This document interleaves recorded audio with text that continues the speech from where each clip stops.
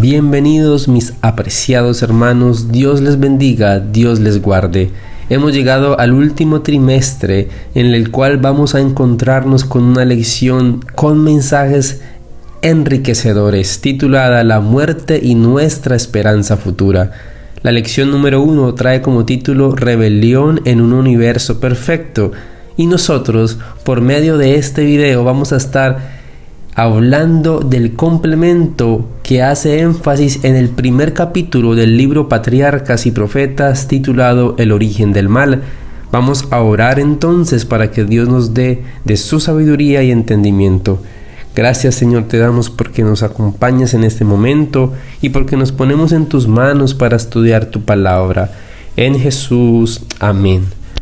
Patriarcas y Profetas, capítulo 1, El origen del mal.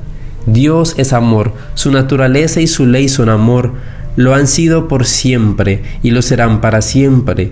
El alto y sublime, el que habita la eternidad, cuyos caminos son eternos, no cambia. En él no hay mudanza ni sombra de variación. Cada manifestación del poder creador es una expresión del amor infinito. La soberanía de Dios encierra plenitud de bendiciones para todos los seres creados.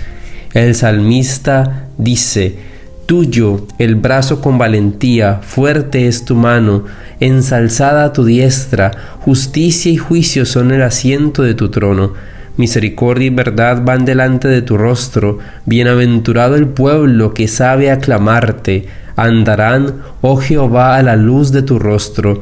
En tu nombre se alegrarán todo el día, y en tu justicia serán ensalzados. Porque tú eres la gloria de tu fortaleza, porque Jehová es nuestro escudo y nuestro rey es el Santo de Israel. Salmo 89, 13 al 18. La historia del gran conflicto entre el bien y el mal, desde que principió en el cielo hasta el final abatimiento de la rebelión y la total extirpación del pecado, es también una demostración del inmutable amor de Dios.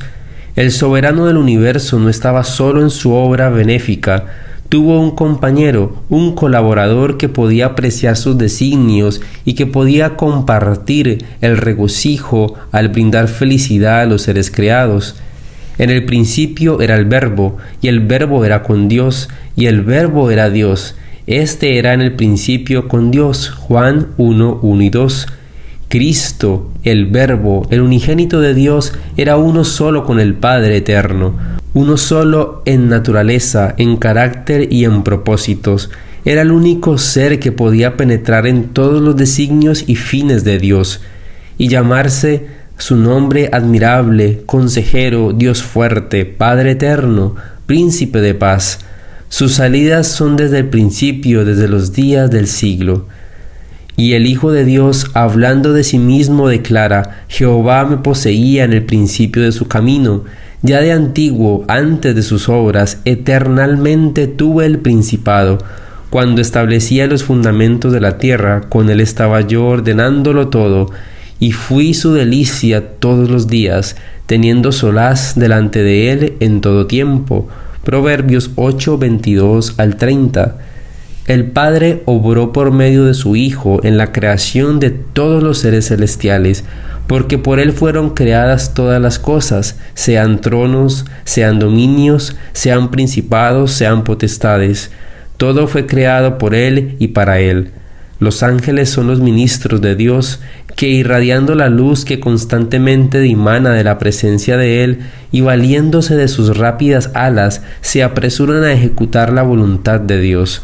Pero el Hijo ungido de Dios, la misma imagen de su sustancia, el resplandor de su gloria y sostenedor de todas las cosas con la palabra de su potencia, tiene la supremacía sobre todos ellos.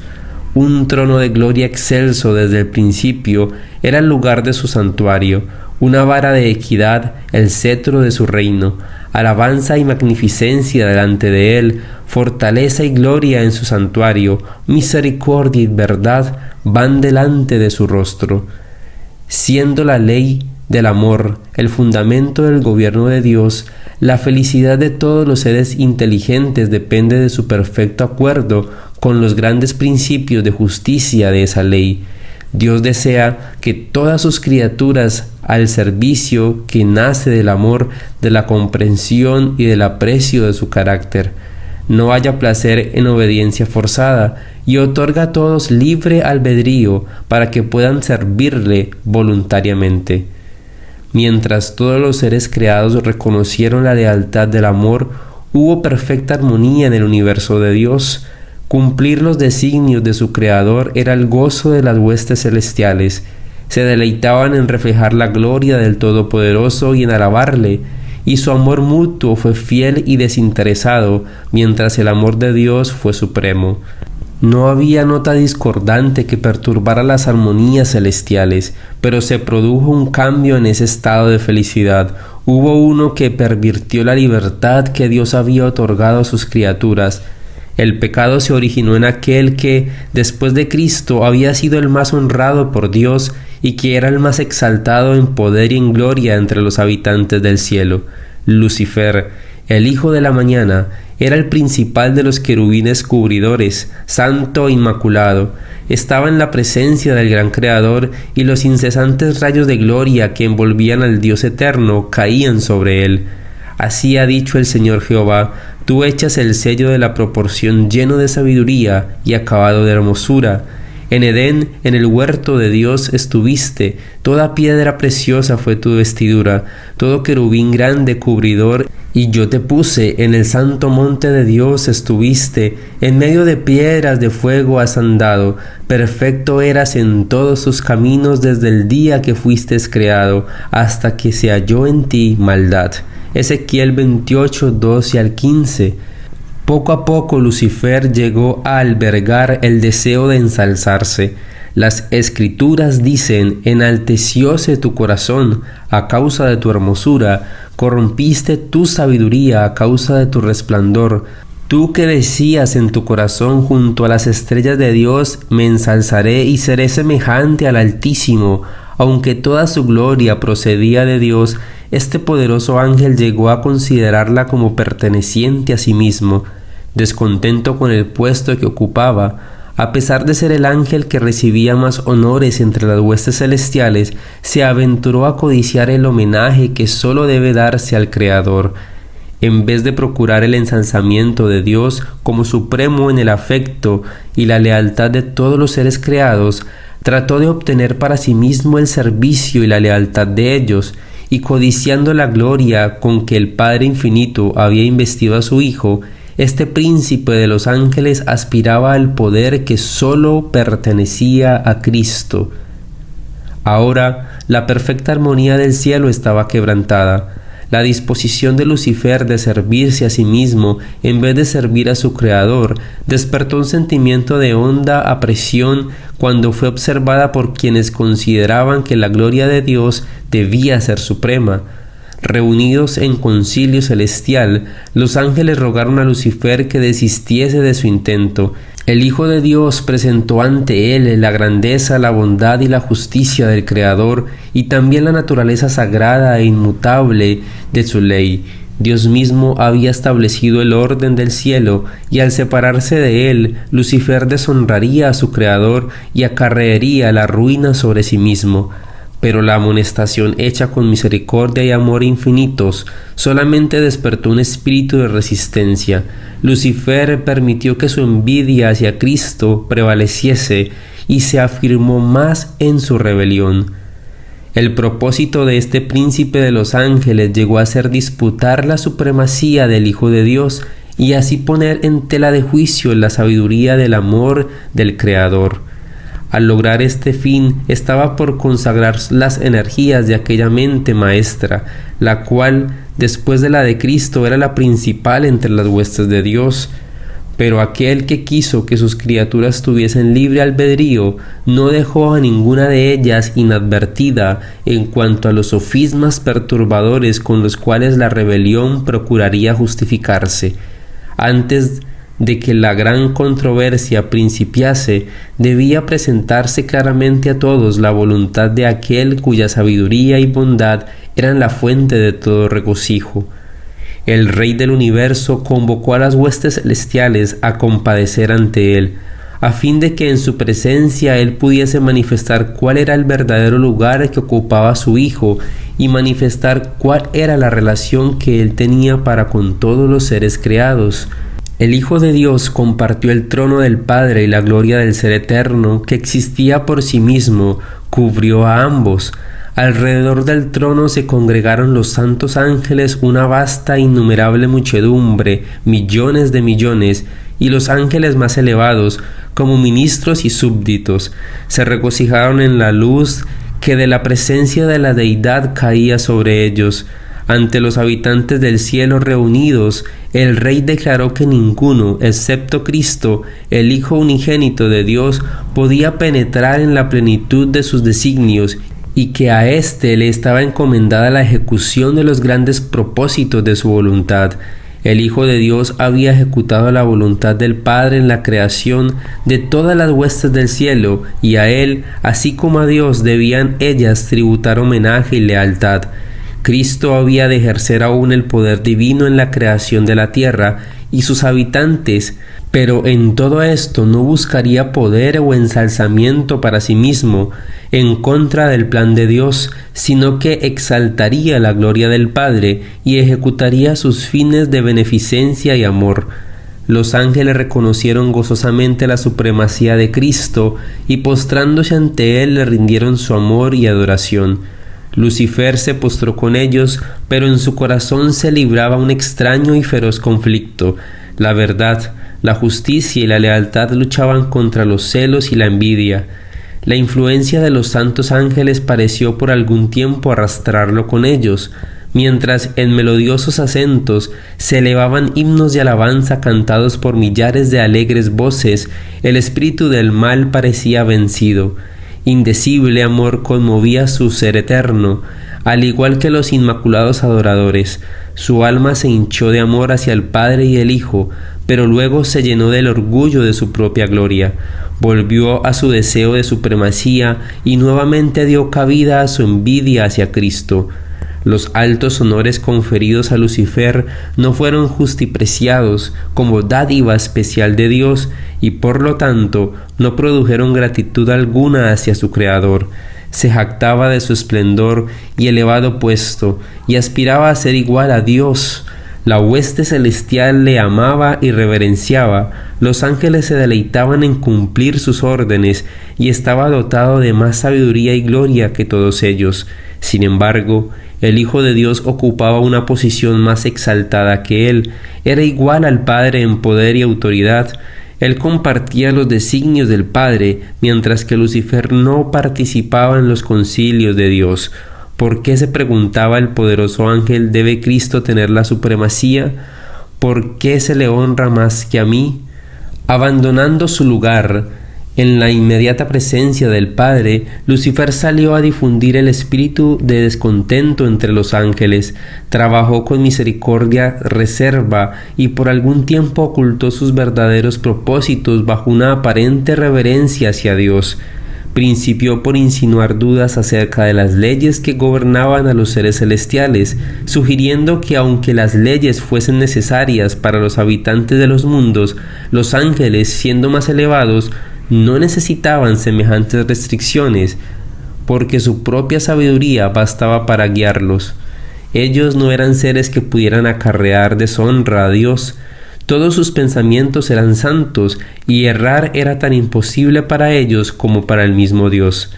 La exaltación del Hijo de Dios como igual al Padre fue presentada como una injusta cometida contra Lucifer, quien según se alegaba tenía también el derecho a recibir reverencia y honra.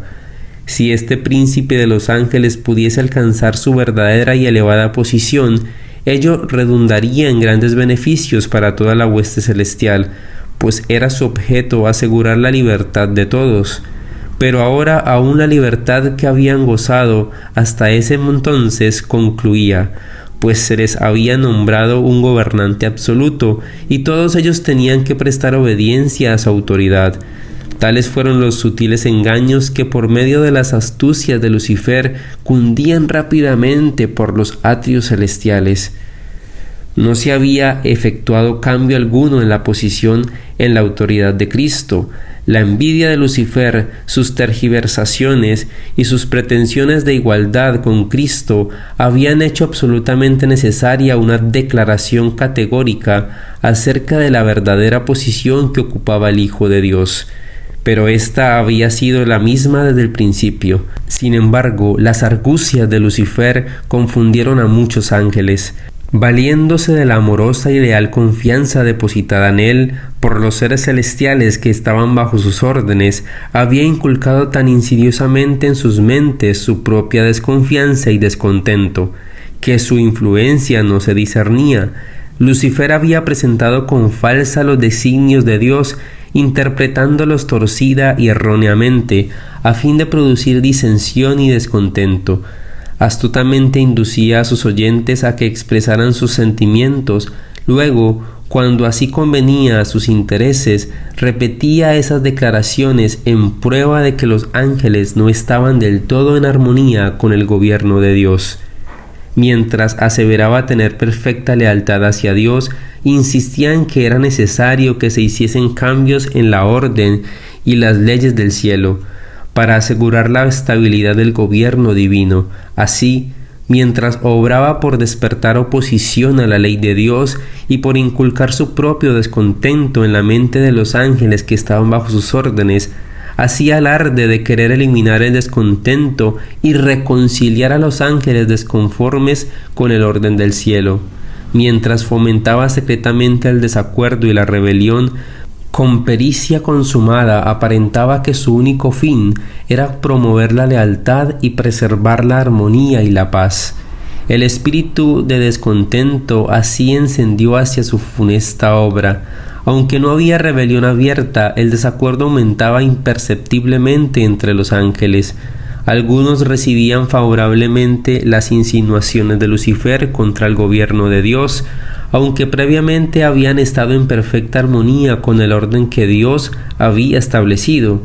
Estaban ahora descontentos y se sentían desdichados porque no podían penetrar los inescrutables designios de Dios. Les desagradaba la idea de exaltar a Cristo. Estaban listos para respaldar la demanda de Lucifer de que él tuviese igual autoridad que el Hijo de Dios. Pero los ángeles, que permanecieron leales y fieles, apoyaron la sabiduría y la justicia del decreto divino, y así trataron de reconciliar al descontento Lucifer con la voluntad de Dios. Cristo era el Hijo de Dios, había sido uno con el Padre antes que los ángeles fuesen creados. Siempre estuvo a la diestra del Padre. Su supremacía, tan llena de bendiciones para todos aquellos que estaban bajo su benigno dominio, no había sido hasta entonces disputada. La armonía que reinaba en el cielo nunca había sido interrumpida. ¿Por qué debía haber ahora discordia? Los ángeles leales podían ver solo terribles consecuencias como resultado de esta disensión, y con férvidas súplicas aconsejaron a los descontentos que renunciasen a su propósito y se mostrasen leales a Dios mediante la fidelidad a su gobierno. Con gran misericordia, según su divino carácter, Dios soportó por mucho tiempo a Lucifer. El espíritu de descontento y desafecto no se había conocido antes en el cielo. Era un elemento nuevo, extraño, misterioso e inexplicable. Lucifer mismo al principio no entendía la verdadera naturaleza de sus sentimientos. Durante algún tiempo había temido dar expresión a los pensamientos y las imaginaciones de su mente. Sin embargo, no los desechó. No veía el alcance de su extravío. Para convencerlo de su error se hizo cuanto esfuerzo podían sugerir la sabiduría y el amor infinitos. Se le probó que su desafecto no tenía razón de ser y se le hizo saber cuál sería el resultado si persistía en su rebeldía. Lucifer quedó convencido de que se hallaba en el error. Vio que justo es Jehová en todos sus caminos y misericordioso en todas sus obras, que los estatutos divinos son justos y que debía reconocerlos como tales ante todo el cielo. De haberlo hecho, podría haberse salvado a sí mismo y a muchos ángeles. Aún no había desechado completamente la lealtad a Dios, aunque había abandonado su puesto de querubín cubridor. Si hubiese querido volver a Dios, reconociendo la sabiduría del Creador y conformándose con ocupar el lugar que se le asignó en el gran plan de Dios, habría sido restablecido en su puesto. Había llegado el momento de hacer la decisión final. Él debía someterse completamente a la divina soberanía o colocarse en rebelión abierta. Casi decidió volver sobre sus pasos, pero el orgullo no se lo permitió. Era un sacrificio demasiado grande para quien había sido honrado tan altamente el tener que confesar que había errado, que sus ideas y sus propósitos eran falsos y someterse a la autoridad que había estado presentando como injusta.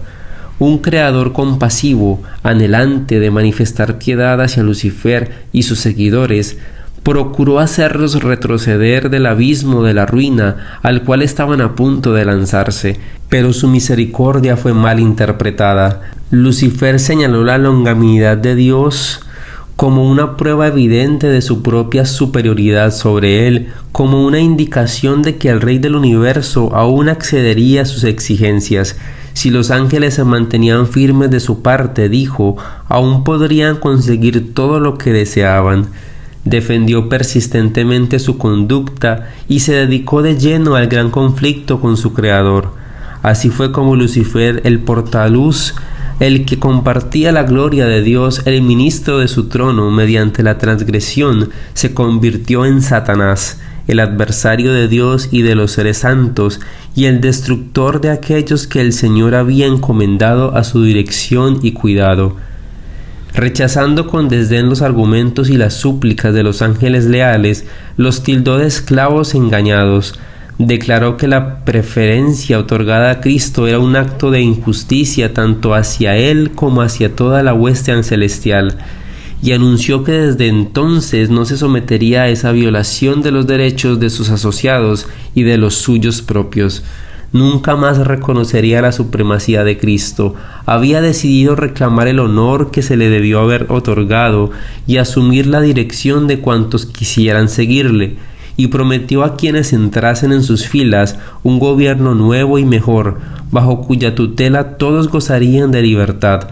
Gran número de ángeles manifestó su decisión de aceptarle como su caudillo. Engreído por el favor que recibieran sus designios, alentó la esperanza de atraer a su lado a todos los ángeles para hacerse igual a Dios y ser obedecido por toda la hueste celestial. Los ángeles leales volvieron a insistir y a instar a Satanás y a sus simpatizantes a someterse a Dios. Les presentaron lo que resultaría inevitable en caso de rehusarse. El que los había creado podía vencerlos y castigar severamente su rebelde osadía. Ningún ángel podía oponerse con éxito a la ley divina, tan sagrada como Dios mismo.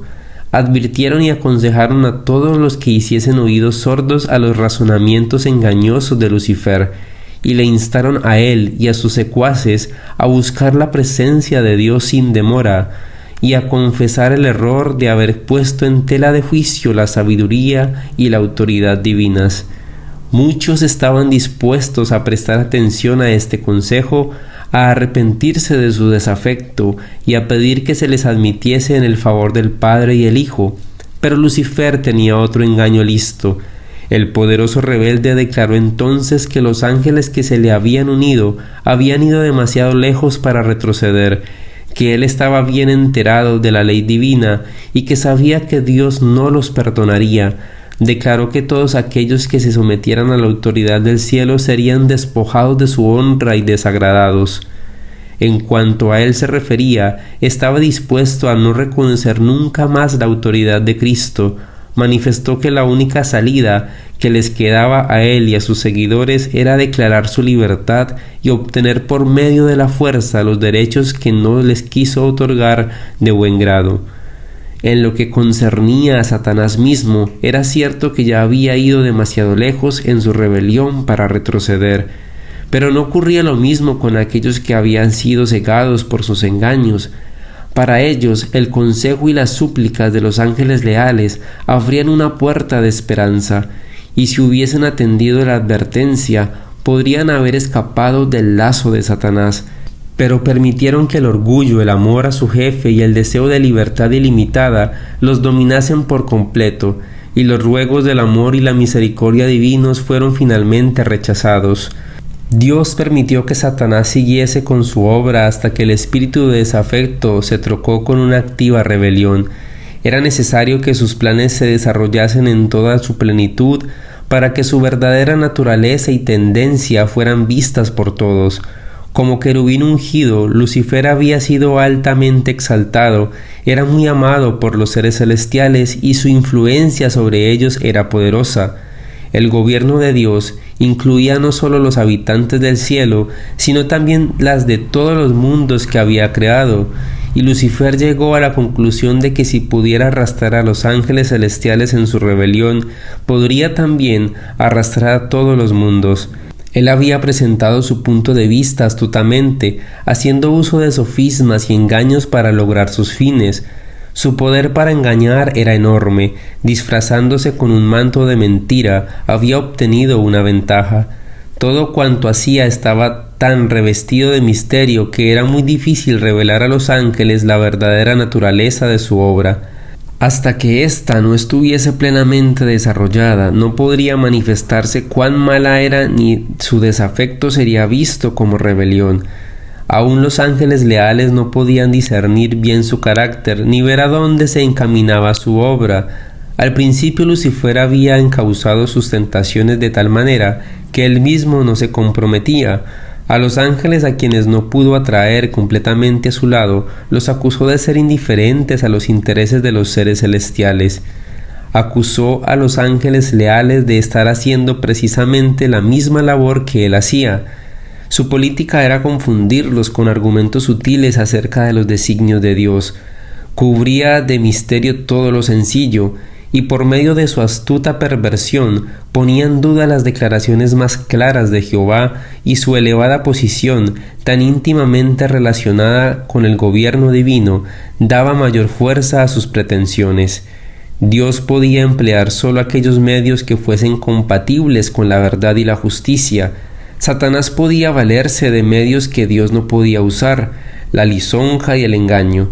Había procurado falsear la palabra de Dios y había tergiversado el plan del gobierno divino, alegando que el Creador no obraba con justicia al imponer leyes a los ángeles, que al exigir sumisión y obediencia de sus criaturas buscaba solamente su propia exaltación. Por lo tanto, era necesario demostrar ante los habitantes del cielo y de todos los mundos que el gobierno de Dios es justo y su ley perfecta. Satanás había fingido que procuraba fomentar el bien del universo. El verdadero carácter del usurpador y su verdadero objetivo debían ser comprendidos por todos. Debía dársele tiempo suficiente para que se revelase por medio de sus propias obras inicuas. La discordia que su propio proceder había causado en el cielo, Satanás la atribuía al gobierno de Dios. Todo lo malo, decía, era resultado de la administración divina. Alegaba que su propósito era mejorar los estatutos de Jehová. Por consiguiente, Dios le permitió demostrar la naturaleza de sus pretensiones para que se viese el resultado de los cambios que él proponía hacer en la ley divina. Su propia labor había de condenarle. Satanás había dicho desde el principio que no estaba en rebeldía. El universo entero había de ver al engañador desenmascarado. Aun cuando Satanás fue arrojado del cielo, la sabiduría infinita no se le aniquiló, puesto que sólo el servicio inspirado por el amor puede ser aceptable para Dios. La lealtad de sus criaturas debe basarse en la convicción de que es justo y benévolo. Por no estar los habitantes del cielo y de los mundos preparados para entender la naturaleza o las consecuencias del pecado, no podrían haber discernido la justicia de Dios en la destrucción de Satanás. Si se le hubiese suprimido inmediatamente, algunos habrían servido a Dios por temor, más bien que por amor.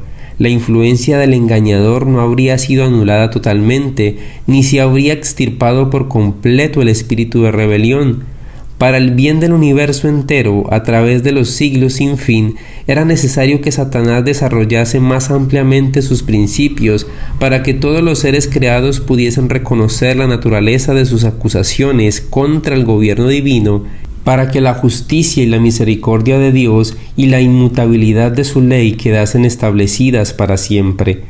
La rebelión de Satanás había de ser una lección para el universo a través de todos los siglos venideros, un testimonio perpetuo acerca de la naturaleza del pecado y sus terribles consecuencias. Los resultados del gobierno de Satanás y sus efectos sobre los ángeles y los hombres iban a demostrar qué resultado se obtiene inevitablemente al desechar la autoridad divina. Iban a atestiguar que la existencia del gobierno de Dios entraña el bienestar de todos los seres que Él creó.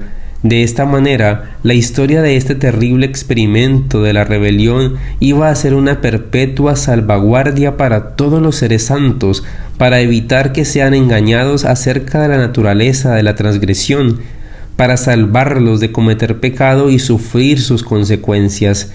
El que gobierna en los cielos ve el fin desde el principio, aquel en cuya presencia los misterios del pasado y del futuro son manifestados. Más allá de la angustia, las tinieblas y la ruina provocadas por el pecado, contempla la realización de sus propios designios de amor y bendición. Aunque haya nube y oscuridad alrededor de él, justicia y juicio son el asiento de su trono, y esto lo entenderán algún día todos los habitantes del universo, tanto los leales como los desleales. Él es la roca, cuya obra es perfecta, porque todos sus caminos son rectitud. Dios de verdad y ninguna iniquidad en él, es justo y recto. Deuteronomio 32:4. Dios te bendiga, Dios te guarde, mi apreciado hermano. Este mensaje del cual nos habla la sabiduría y el amor infinito de Dios, que podamos entender y comprender que aunque nos ha dado libre albedrío, hoy nos motiva a que tomemos una decisión de vida eterna, que ese sea nuestro principal objetivo. Dios te guarde.